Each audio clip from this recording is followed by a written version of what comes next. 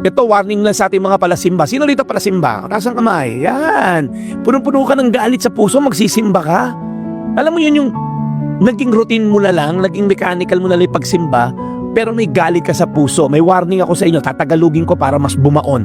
Mateo 5:23. Kaya kung nasa altar ka't nag-aalay ka ng iyong handog sa Diyos, at maalala mong may hinanakit ka sa iyong kapatid, ibig sabihin brothers or sisters in Christ, iwanan mo muna yung handog mo sa harapan ng altar, makipagkasundo ka muna sa iyong kapatid, at saka ka bumalik at maghandog sa Diyos. Ang siste kasi, pupunta ka ng church, ang dami mong unresolved conflicts.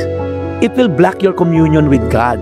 You cannot have peace with God while refusing to pursue peace with others. Are you listening? Hindi ka pwedeng makipagkasundo kay Lord, hallelujah, praise the Lord ka rito paglinggo, taas-taas ka ng kamay dito sa online service, and then pero kang galit sa puso niya sa katabi mo. Yan yung naka-duster na blue na katabi mo. You see, forgiveness opens the way to true worship. Minsan nasa altar tayo, nasa church tayo, nasa holy place tayo, pero punong-puno ka ng galit sa puso, punong-puno ka ng pride at insecurity. Inggit na inggit ka rin sa iPhone na katabi mo, galit na galit ka rin sa kapitbahay mo na nakabagong Tesla, inggit na inggit ka rin sa kamag-anak mo na hindi naman nagbe-bless sa'yo. You cannot leave bitterness at the altar while keeping it in your heart.